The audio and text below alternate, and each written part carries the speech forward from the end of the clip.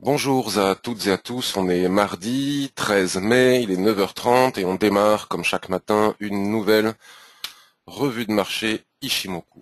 Alors aujourd'hui, histoire de changer un petit peu parce que vous allez voir que malheureusement j'ai pas grand chose à raconter, je peux meubler pendant une demi-heure, mais en réalité j'ai pas grand chose à raconter, je suis un peu, comment dirais-je, euh, fatigué de me montrer patient, voilà on va dire. Mais j'ai pas le choix puisque c'est le marché qui décide et vraiment je sais pas ce qui se passe comme je le disais déjà la semaine dernière. J'ai pas souvenir d'avoir attendu aussi longtemps pour trouver un vrai bon signal ou alors je suis miro, c'est possible aussi, hein. Il y a des périodes où on voit moins bien que d'autres. Peut-être que je suis dans une de ces périodes. En tout cas, n'hésitez pas à me le dire.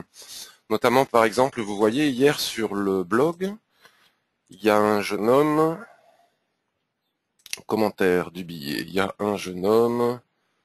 Ah oui, le forum, on en reparlera après, c'est normal. Bon, je ne me rappelle plus qui est ce jeune homme, mais bon, peu importe. Un jeune homme qui nous a dit Vive Ishimoku, j'ai gagné 400 pips sur Euro NOK. NOK, je sais pas, ça doit être une couronne, la couronne norvégienne, donc je sais pas trop ce que c'est. Bon, quand vous avez un plan comme ça, je serais super content de pouvoir vous suivre. Donc si à un moment donné vous avez un signal quelque part où vous pensez que vous pouvez rentrer en position quelque part ou qu'on peut le faire, bah partagez avec les copains puisque moi je vois pas tout. Donc il y a des paires par exemple Eurono que je les regarde pas, mais s'il y a un superbe signal, je suis prêt à aller dessus. Donc n'hésitez pas, ou sur Twitter, ou sur les commentaires du billet, comme je viens de vous le montrer, ou sur le forum, à alerter. Selon moi, il pourrait que. Après, on y va ou on n'y va pas, mais en tout cas, voilà, c'est sympa de prévenir avant que plutôt que de prévenir après. Donc grande nouveauté. Donc vous voyez là, je vois ce matin, je suis en retard ce matin. Je vois le forum est accessible, hein, accès impossible au forum. Voilà, donc effectivement, ça doit être dû à la migration, hein. Je vous disais, je suis en train de migrer le forum sur une version payante pour gagner en bande passante. Donc j'ai des soucis moi-même quand j'y vais. Il me fait des liens qui sont considérés comme dangereux et qu'on peut pas publier ailleurs. Bon, faut me laisser un petit peu le temps de gérer tout ça, ça va venir. Quoi dire de plus? Alors grande nouveauté, ça y est, c'est officiel. Il n'y a plus qu'à le mettre en place sur le site. J'ai la réponse de mon broker FXCM.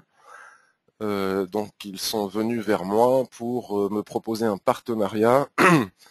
Donc sur le site, bientôt vous verrez une bannière ici. Si vous ouvrez un compte chez mon broker FXCM, faites-vous rembourser une formation avec moi. Voilà, donc si vous voulez faire une formation individuelle et que vous avez l'intention d'ouvrir un compte, si vous l'ouvrez chez FXCM, c'est pas le seul broker, hein, FXCM, mais si jamais vous l'ouvrez chez FXCM dans certaines conditions, et que vous souhaitez bénéficier d'une formation individuelle à l'Ishimoku, ce sera remboursé par le broker. Ça vous sera offert en cadeau de bienvenue. Donc maintenant, nous allons pouvoir aller regarder le marché. Donc on va procéder un petit peu différemment. Je vais vous inviter, si vous le souhaitez, bien sûr, à me demander d'analyser des paires. Genre, vous me dites, par exemple, tiens, j'aimerais bien, Patrick, que tu regardes NZD, USD ou US30 ou une paire que j'ai pas l'habitude de regarder, genre Euronoc. Si je la trouve, j'ai jamais ouvert de ma vie. Parce que moi, j'ai rien à dire. La seule chose que je pourrais avoir à dire, c'est revenir sur mes erreurs, mais je suis pas persuadé que ça vous intéresse dans le sens où c'est pas, nous ce qu'on cherche, c'est pas à regarder les gains et les pertes de Cipressa, de Patrick, mais à trouver des séduits, mais enfin je vais quand même en parler puisque c'est transparent. AUD USD, j'en parle depuis des semaines et bon voilà, j'aurais perdu de trade, mais j'aurais aussi Ishimoku m'aura permis de ne pas en perdre davantage. Bon, d'ailleurs, ce ne sont pas des trades Ishimoku que j'ai perdus, c'est du trading range, rien à voir avec Ishimoku, sur le Dow Jones et sur le DAX. J'ai pris une belle tôle hier, je vais vous montrer. Donc ici, AUD USD, souvenez-vous, hier, on avait voilà cette cassure, la PAF, cassure, drapeau, cassure, et là j'avais mis un point d'interrogation, d'accord? Donc là on revient au weekly, et donc ce que je dis depuis un moment maintenant s'avère juste, hein, et je trouve que pédagogiquement c'est vachement bien que de le voir, parce que des fois on veut pas le croire. Ou en tout cas on y va quand même. Alors des fois ça passe, hein, mais souvent ça casse. Et donc AUD, USD, tout est réuni sur tous les time frames pour pouvoir partir long, sauf sur le weekly. Et donc je disais hier que ma démarche c'est de rechercher des prises de position, excusez-moi, je suis très enrhumé, des prises de position à forte probabilité de succès. Et que même si les chances existent pour casser, pour aller viser les points hauts que l'on a constatés hier ensemble sur AUD-USD, tant que Shinku, là, en l'occurrence Shinku, n'arrive pas, vous voyez là, Shinku, elle bute sur un chandelier, tout fait résistance à Shinku, ou support. Elle bute sur un tout petit chandelier, elle contourne, elle bute à nouveau sur un petit chandelier, elle contourne, et là, peut-être qu'elle va finir par réussir à passer, mais elle n'arrive même pas à passer les prix, la Shinku, elle n'arrive pas à passer sa Kijun, vous voyez. Donc, la probabilité de succès, si on prend un long sur AUD-USD, n'est vraiment pas là. On ne peut pas considérer qu'on va réussir notre trade. Il y a un fort danger que ça capote, et nous en voilà la démonstration. Ça n'est pas passé. Pourtant, tout est haussier sur le daily. C'est haussier, vous voyez, on a cassé en force la Kijun ici, Shinku est libérée de tout obstacle, elle est au-dessus des prix, enfin il n'y a vraiment pas d'obstacle, peut-être sur le mensuel, j'ai pas regardé. Voilà, il n'y a pas d'obstacle, a priori, en ayant cassé Tenkan ici, la probabilité est vraiment importante pour qu'on remonte jusqu'à ce niveau de retracement Fibonacci. Vous voyez, j'ai tracé les Fibonacci de cette baisse-là, bon maintenant je pourrais, c'est ancien, mais je les garde parce qu'ils restent pertinents. Là mes Fibonacci, il faudrait que je les tire ici. Mais je les garde parce que c'est pertinent, donc... voilà, ce 0,382 de Fibonacci de cette baisse-là ne passe pas, et pourtant tout est réuni partout, sauf sur le weekly, et donc bon voilà. Il faut vraiment attendre de casser ici pour pouvoir prétendre aller plus haut. Donc est-ce que ça va baisser? Donc sur le weekly, je revois, Machinko est confondu avec la Kijun, donc sur le weekly, là on peut tout à fait baisser jusqu'à Tenkan, ici jusqu'à 0,9220. Maintenant, est-ce que c'est possible de... donc sur le daily, on peut pas le faire, vous voyez. Donc AUD, USD, je ne touche pas parce qu'à l'achat comme à la baisse, je n'ai pas de probabilité de succès. Voilà comment je fonctionne. Bon, si on casse qui jaune ici, on peut, donc ça doit être la Tenkan ici ça doit être les 0,92, 0,93. Ah ouais, bon, là on a 0,9335, c'est ça, juste en dessous à 30 pips. Bon, ok, adieu. L'AUD, USD, je n'en regarde pas plus. Je vais revenir sur mes pertes. Magnifique, hein. Bon, alors, on s'affole pas dans le sens où parfois les gens quand ils voient moins 125 pips ou moins 100... oh là là là là, quand on leur dit un stop, il faut mettre un stop de 150 pips, c'est la panique. Puisqu'il y a beaucoup de personnes qui tradent, genre admettons par exemple à 1 euro le pip, quelle que soit la prise de position.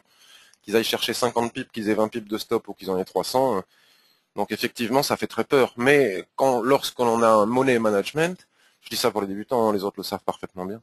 Lorsque l'on a un money management, qu'on perde 125 pips ou qu'on en perde 35, en réalité, on perd à peu près la même chose.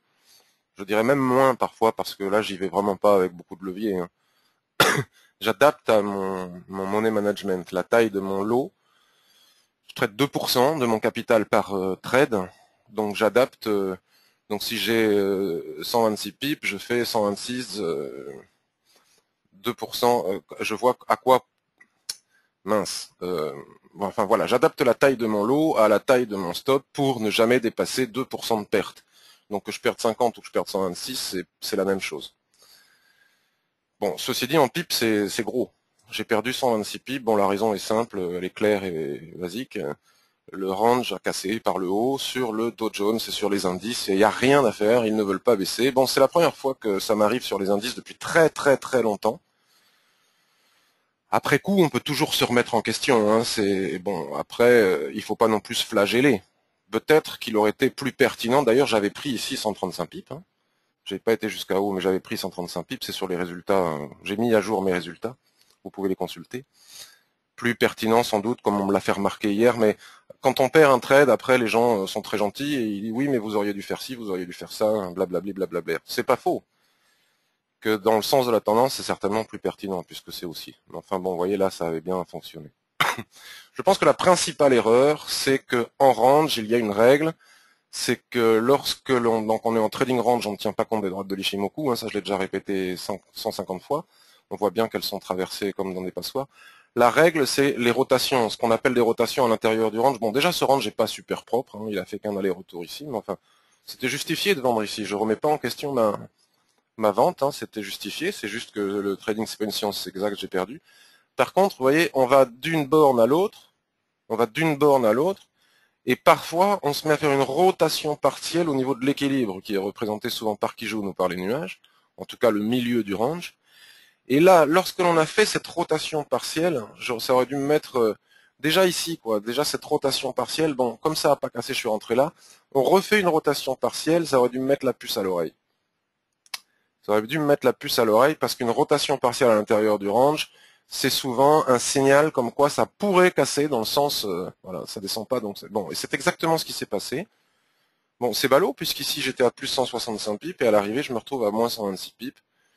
Donc pourquoi 126 pips? Puisque c'était une des mèches hautes, bon, voilà, je sais pas où est-ce que je suis pas sorti là-haut, hein, là on a eu un chandelier magnifique, hein, un marabosu sans ombre, c'est très impressionnant.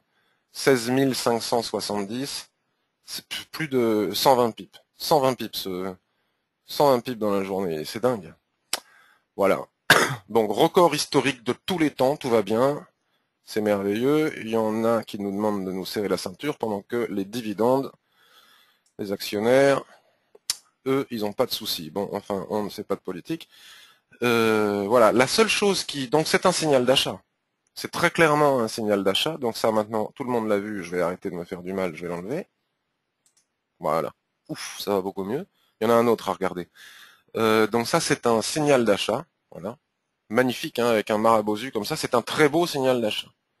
Il peut arriver parfois qu'on ait des marabosus de fin de tendance. Ce qui ne me plaît pas du tout, vraiment pas du tout, mais alors pas du tout, c'est que de faire un tel chandelier avec des volumes aussi faibles, c'est super louche. Bon, enfin, en tout cas, c'est haussier et nous avons un signal d'achat. Donc, ce que je pensais faire, c'est que si on avait un signal d'achat, comme je le disais la dernière fois, bon, ok, j'encaissais mes pertes, et après, je chercherai à acheter, puisque c'est haussier. Donc, je vais attendre, vous voyez, Tenkan est en train de monter, sur le H4, ça va être Kijun. Je vais attendre d'avoir un pullback sur le range, là, ou sur Kijun, pour éventuellement envisager d'acheter. Et puis à ce moment-là, on tracera des canaux, puisqu'on ne peut plus rien faire d'autre, puisqu'on est très haussier. On tracera des canaux, hop, et puis on ira viser le haut du canal. Je pense que la Shinku, là, doit... Bon, il faut aller le chercher plus bas, hein, mais c'est juste histoire de le faire rapidement, parce que je voudrais voir un truc. Voilà, regardez Shinku. Mince, ça n'a pas marché, mon... Voilà, ça, c'est assez explicite, hein. Regardez comme Shinku, comme la borne haute du canal soutient parfaitement bien Shinku. Regardez. Ouais. Donc ça veut dire que bon, on peut y aller, hein. Là, l'idée c'est de viser 17 000 maintenant, au moins. Puis il va aller, il monte, on le croit pas, mais regardez, la tendance est magnifique. Il y a rien à dire, c'est superbe.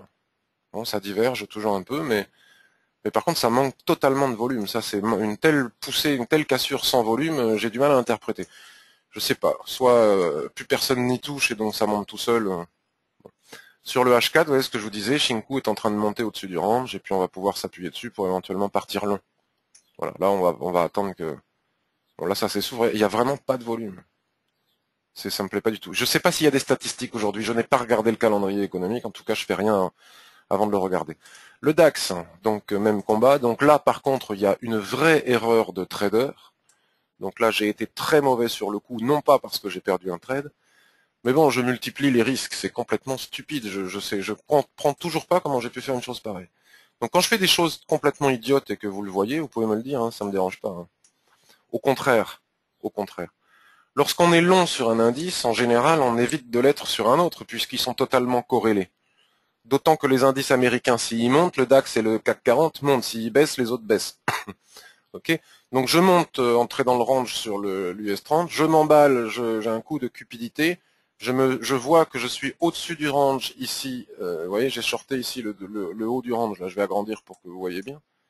Bon, j'ai déjà expliqué, mais j'ai shorté le haut du range ici, en pensant qu'on allait rechercher le bas. Bon, pas de chance, hein, regardez ça. C'est ça le range, mais il faut accepter qu'à un moment donné, ça casse. C'est pas très grave, parce que même si je perds 2 trades comme ça, il suffira que j'en gagne qu'un seul de trading range et ça couvrira toutes les pertes. Sauf si je fais des conneries de ce genre-là. Là, enfin, c'est pas bon, quoi. C'est stratégiquement et tactiquement stupide. D'avoir shorté le range du CAC alors que je faisais la même chose sur l'US 30 et que je voyais bien qu'on avait des rotations partielles et que je sentais bien que j'étais en danger. Et donc malgré tout, j'ai quand même shorté le DAX et donc voilà, mal m'en a pris, pim, 68 pips dans les dents. Donc le DAX, je vous ai pas tout montré hein, sur le dos, mais il y a un truc à voir aussi. Donc le DAX, bon voilà, il a cassé. Hein.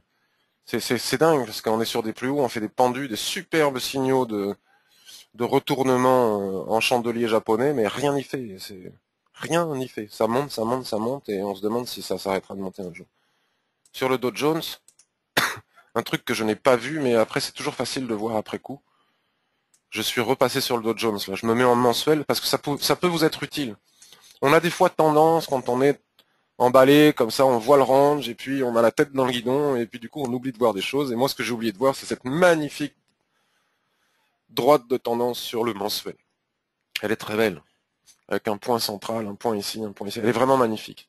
Et ce que j'ai complètement oublié de voir, c'est qu'elle a cassé. Cassé ici, on s'est replié sur Tenkan. Et alors là, si j'agrandis, alors est-ce que c'est une coïncidence ou pas? C'est quand même surprenant de constater que, voilà, dans le range, le repli que l'on a fait qui m'a permis de shorter, il est venu faire pile poil une mèche ici en plein milieu du range, ce qui provoque la rotation partielle. Une mèche là en plein milieu du range pour s'appuyer dessus pour repartir à la hausse. Donc si j'avais vu ça, je serais sans doute sorti ici. Oui, regardez, je serais sans doute sorti. On a la même chose sur AUD NZD, si ça peut vous être utile. Voilà, AUD NZD, vous savez qu'il est en range aussi. Et on a une magnifique droite de tendance comme ça, et c'est là-dessus que sont venus s'appuyer les prix pour repartir à la hausse. Donc maintenant que j'ai basculé sur l'AUD NZD, j'y reste. Ceci dit, c'est pas gagné, vous voyez. Donc il y a des gens qui ont acheté ici très très bien, hein, surtout sur cette étoile du matin, voilà.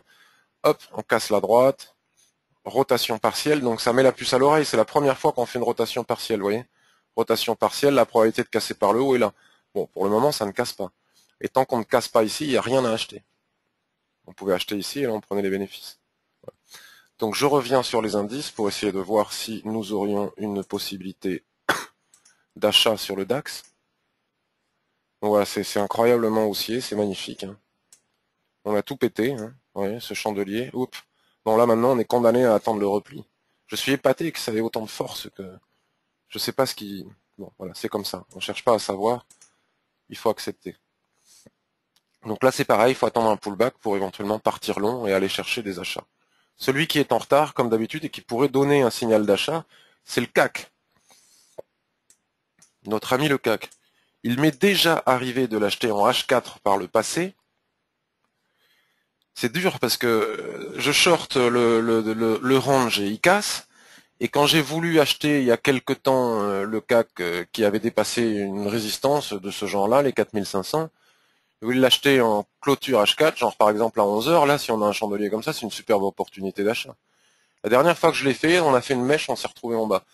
Bon, donc je deviens frileux sur les indices. Sur le daily, on voit bien que donc de toute façon, ça avait déjà cassé hier. Hein, les 4488 ont cassé hier avec ce chandelier. Il manquait plus qu'à attendre. Donc vous voyez, on est en train de dépasser la mèche de ce doji ici. C'est un signal d'achat. Les autres sont... Bon, le RSI est haussier partout. Il n'y a vraiment pas de problème. On est en train même de casser, pas encore, mais une résistance sur le RSI. Le seul problème, c'est les volumes. On n'a pas de volume. Donc là, on bascule sur le mensuel, on est obligé. Excusez-moi, c'est une gymnastique facile pour moi de basculer d'une unité à l'autre, mais je comprends que ça puisse ne pas l'être pour vous.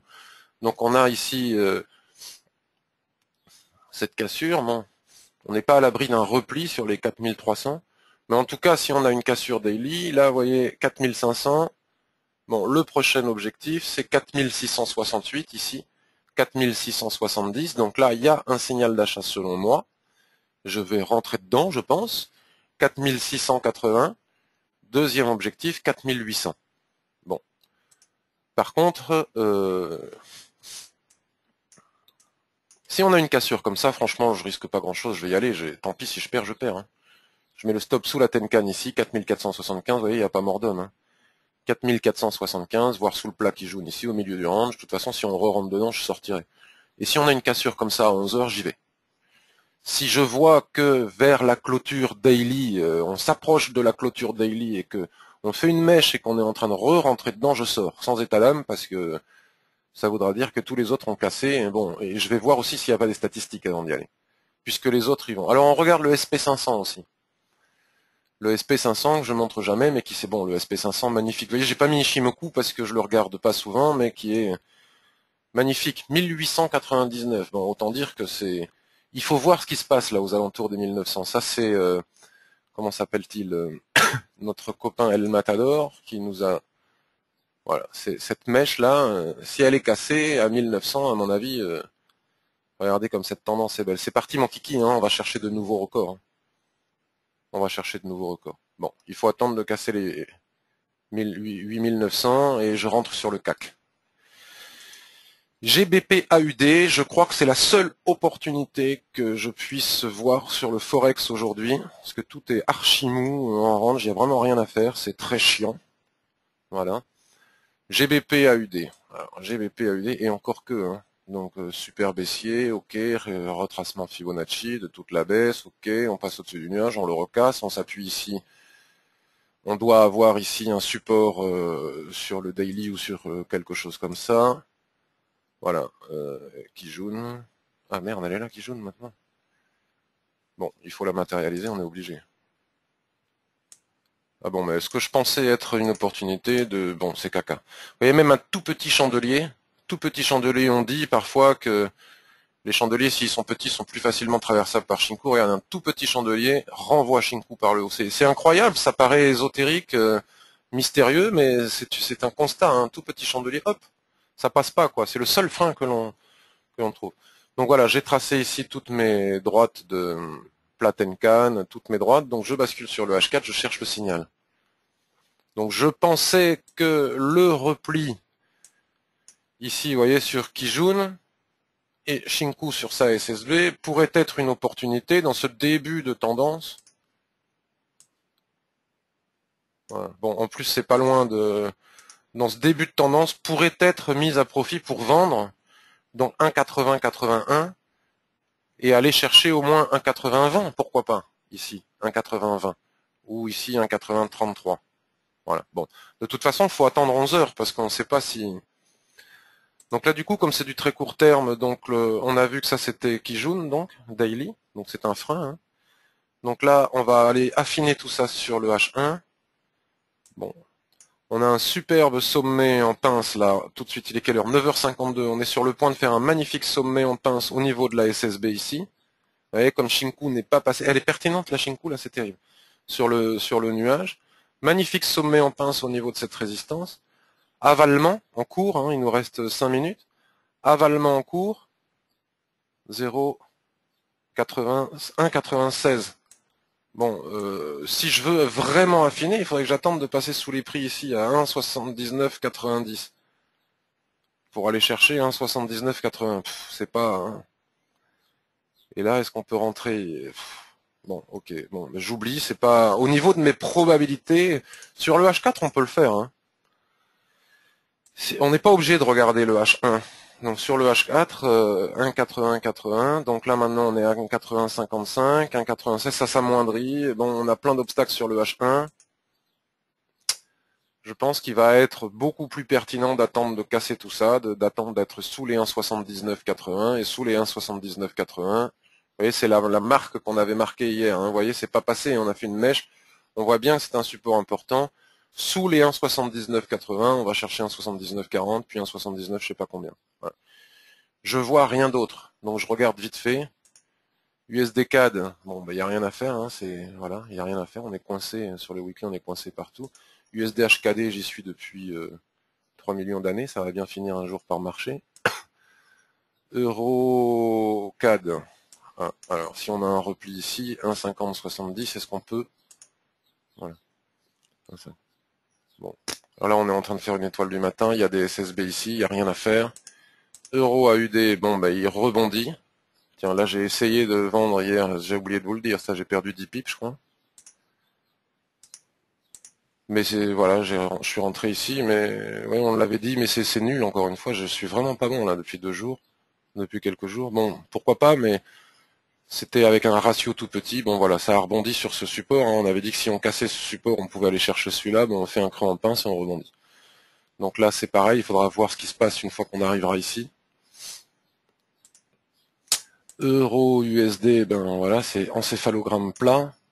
Si on casse ici un 37,50, on regarde sur les autres TF et puis on peut aller viser beaucoup plus bas. GBP USD, ben ça n'a pas évolué depuis hier, on est toujours sur cette droite. Là, on avait une superbe opportunité d'achat pour aller chercher la Kijun ici, mais je ne l'ai pas fait. Et donc là, on casse effectivement le nuage. Il faut casser là-dessous pour venir chercher tous ces niveaux.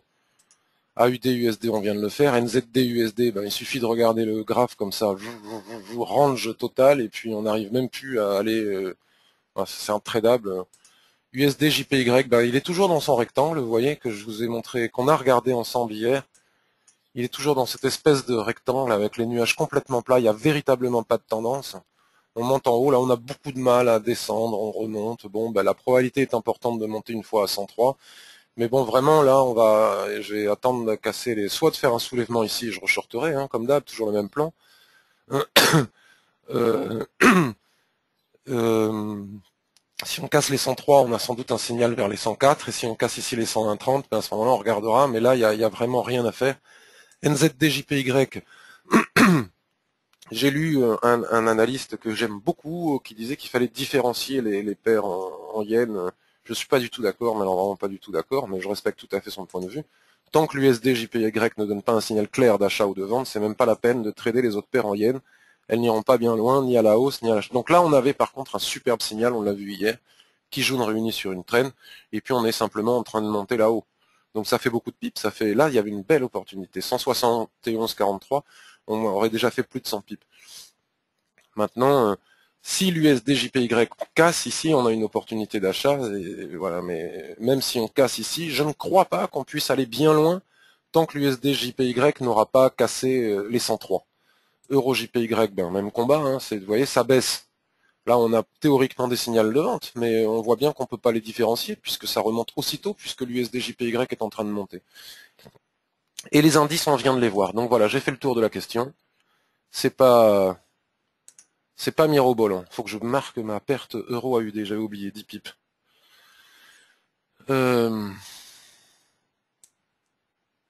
Alors, bonjour, je vais bien, merci beaucoup, pas de soucis, Shimoku.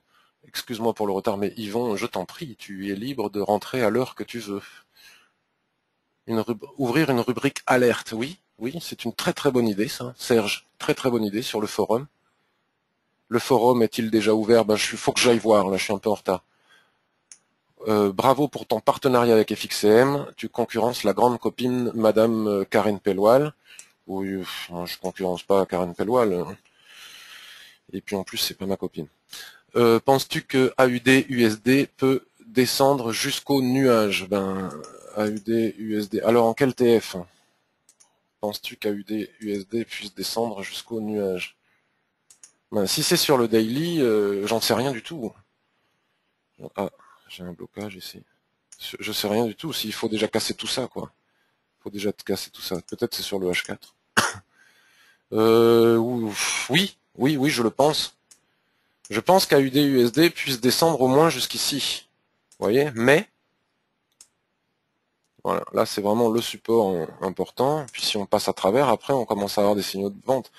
Mais il y a un obstacle ici. D'ailleurs, regarde, c'est pas pour rien qu'on fait une mèche ici. Je dis pas que ça va pas casser, hein, mais donc ça on peut mettre à profit pour trader en très court terme. Hein, je vous l'ai déjà montré, mais comme je donne pas des cours ici, je vous le remontrerai pas ce matin. Ah, il est méchant. Alors voilà, si on casse ici en M15, on vient chercher ici, je sais pas combien il y a de pips, si on casse ici, on vient chercher ici, on attend les pullbacks, etc. Mais en tout cas, viser le nuage ici, c'est un peu difficile parce que il y a ces obstacles ici, et donc on peut affiner sur le H1. Là, sur le H1, on n'a plus d'obstacles. Bon, oui, donc c'est pas impossible, hein. C'est pas impossible. Sur le H1, on a un signal de vente. Voilà. Bon, là, on est en train de faire un pullback, faut attendre que Kijun redescende. Et puis, c'est possible qu'on ait des signaux intradés dans la journée sur AUD USD. C'est possible. Pour le moment, on l'a pas, parce que tu vois, si on ne regarde que le H1 et on ne tient pas compte des barrières sur le H4, on se fait avoir ici. Puisqu'ici, pour le moment, ça ne passe pas. Puisque c'est ce plat Kijun, vous voyez, et sur lequel on fait une mèche. Voilà. Alors, question suivante. Je regarde l'heure. La fourchette. Alors, En H4, Thierry, très bien. Bonjour Marcel. La fourchette d'Andrew peut souvent renforcer les indications d'Ishimoku. Oui, peut-être, certainement. Il y a beaucoup de choses qui peuvent renforcer les indications d'Ishimoku, tout à fait. Et puis après, chacun trouve des astuces que d'autres n'ont pas trouvées. D'autres astuces, voilà. Par exemple, tu vas t'éclater avec les fourchettes d'Andrew et Ishimoku. Moi, ça va être avec le RSI 21 et Ishimoku et les lignes de chandelier japonais. Après, à un moment donné, quand on a trouvé sa technique, sa manière de regarder les graphes, faut arrêter d'en mettre parce que trop d'indicateurs tue l'indication. Puis c'est quand même l'action des prix qui est hyper importante. Puis les fourchettes d'Andrew, c'est super, hein, je conteste pas les fourchettes d'Andrew, mais ce ne sont que des diagonales. Hein. Donc une en haut, une au milieu. Toute diagonale est bonne à prendre de toute façon, et toute diagonale avec 3 points crée un niveau de support et résistance. Quel objectif pour l'US 30 qui est sorti du range? Ben, on l'a vu tout à l'heure, Marcel, mais je vais te le remontrer. Une rotation partielle. Donc, on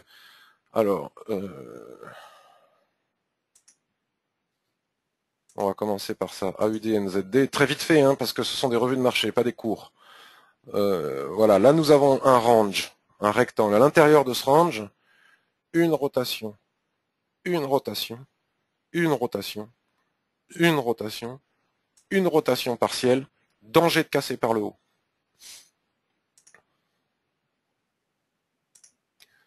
US 30. Une rotation, une rotation, une rotation, rotation partielle, danger de cassure par le haut et on casse. Là, l'objectif, Marcel, il faut que tu traces un canal. Tu peux pas regarder autrement, sauf si tu as des graphiques trimés. Bon, de toute façon, non, on fait des plus hauts historiques, donc il n'y a aucun graphique qui... Donc là, on a cette diagonale que l'on a vue tout à l'heure. Tu vois, j'ai tracé un canal un peu à la va-vite. Hein. Il faut peut-être aller le chercher plus loin. Hein. Il faut peut-être aller le chercher plus loin, mais tu regardes lequel est le plus pertinent.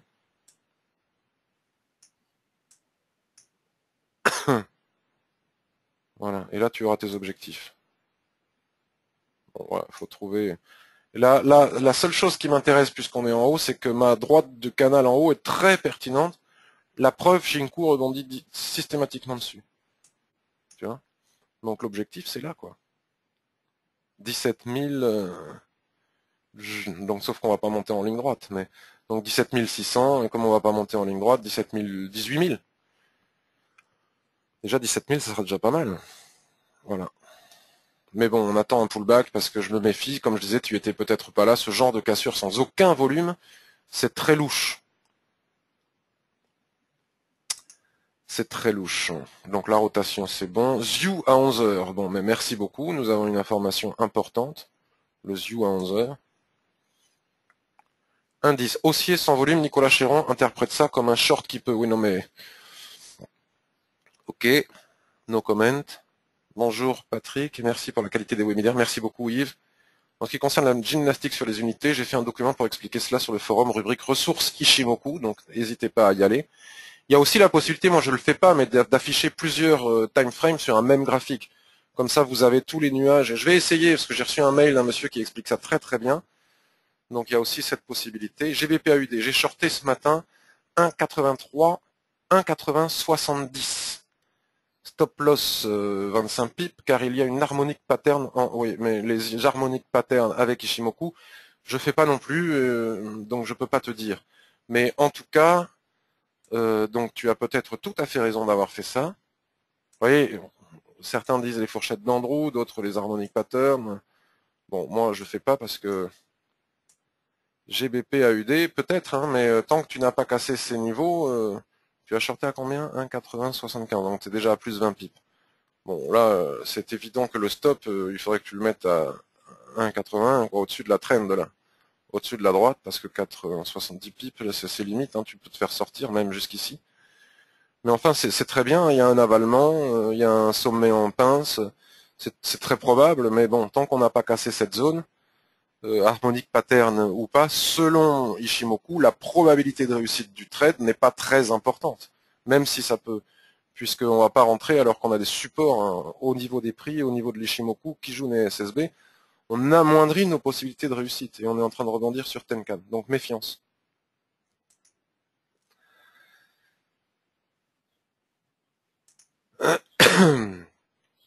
Merci, les revues de marché sont géniales. Il faut juste que tu développes encore un peu plus ton sens de l'humour. Ouais. Bonjour Patrick. Pour le partenariat avec IFXCM, de combien est le dépôt minimum? 2000 euros, je crois. Pour toute ouverture de compte de 2000 euros, vous avez droit à une formation gratuite. Ça va être vu, je vais mettre ça en place sur le forum et le blog très prochainement. Stop loss à 0. Bon, mais génial, François. Je suis toujours short sur le dos. À 16 560. Ben, que faire il faut... Rachid Kader. Je suis toujours short sur le dos à 16 560. 16 560. 16 560. 16 560. Dow Jones. 16 500. Waouh. 16 300. Attends. Bouge pas.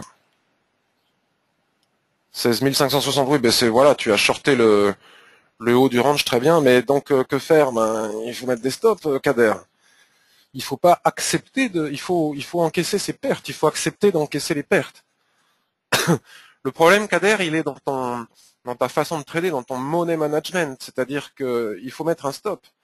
Si si tu laisses courir les pertes avec l'espoir que ça revienne dans le bon sens, et que par contre, quand tu as des gains, par exemple comme moi ici, je visais le bas du range, quand tu as des gains, que tu as un plan très strict même si j'aurais dû sortir ici pour les raisons que j'ai expliquées, mais ça c'est avec des si, admettons ici. Regardez, ici aussi on a fait une rotation partielle, on est remonté, puis on est finalement redescendu. Il faut pas non plus, je cherche des erreurs parce que il faut le faire, mais je suis pas très mécontent de moi d'avoir fait ça. Mais si par contre tu laisses courir tes pertes, mais quand tu as des gains, tu vois, tu vises ici en bas, et puis dès que tu as ça de gains, tu coupes parce que tu veux encaisser quelques pipes, tu vas à la catastrophe. Tu vas à la catastrophe. Il faut laisser courir les gains et couper les pertes.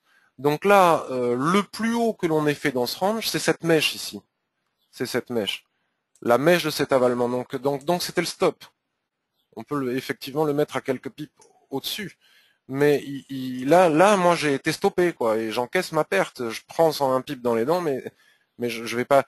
Là, tu prends un sacré risque parce que qui peut savoir comment ça va se passer. Donc maintenant que tu y es, je sais pas quoi te dire. H4. Il faut que tu attendes. Je sais pas quoi te dire, Kader. Il fallait sortir avant. Même sur H4, la sortie, elle était là, tu vois, sur H4. Là, on casse. Voilà, on casse les plus hauts, mais c'est la même, voilà, en H4. Ici, il est arrivé maintes fois qu'on vienne, qu'on fasse des mèches et qu'on clôture au-dessus. On a clôturé au-dessus de notre limite, donc fallait sortir à 16 671. Donc là, c'est pas encore dramatique, mais bon, voilà, il faudrait se replier vite. Hein. Si on se replie, sort. Si on fait un pullback, sort, et puis si ça continue à monter, sort, et prends tes pertes, parce que sinon tu cours à la catastrophe. Quelques questions encore. Bonjour, les corrélations USD, JPY, Euro, JPY, GBP sont-elles également valables sur les autres parités euro? Oui, c'est-à-dire que là c'est valable dans le sens où depuis que la BOJ intervient sur les marchés, c'est comme ça n'a pas été toujours à ce point-là. Ça n'a pas toujours été à ce point-là. Oui, Euro USD, GBP USD, AUD USD, NZD USD sont très souvent corrélés. En ce moment, ils le sont beaucoup moins. Mais enfin, en général, quand le dollar baisse, tout monte, et quand le dollar monte, tout baisse. C'est comme ça qu'il faut voir, quoi. Do, si est entré à 16 560 au point où il en est, il doit attendre le pullback qui commence à se former. Oui, oui, mais c'est un jeu dangereux. Maintenant que c'est fait, oui, mais il commence à se former, regarde. Yvon. Ça monte, hein. Donc là, il faut basculer sur le H1. Regardez, c'est soutenu, la tendance, elle est soutenue par Tenkan. Donc elle est fortissime, même s'il n'y a pas de volume, elle est fortissime. Donc je sais pas quoi te dire là, Kader, il faut... Dans le pire des cas, sors maintenant, quoi. Et puis tu m'en voudras sans doute si on rebaisse, mais c'est toi qui dois décider. Mais en tout cas, la prochaine fois, quand on a un stop, le stop, c'est très clairement la cassure du range daily. Ça invalide, voilà. Donc ce chandelier, bim. Bon, moi, j'ai même pas attendu de voir si on allait. Je suis sorti avant. J'avais mis mon stop au-dessus de la mèche là. Poup, sorti. J'encaisse mes 125 pips, mais j'ai aucun espoir que ça redescende. Aucun. J'ai perdu, j'ai perdu. Alors, dernière question peut-être. Bon.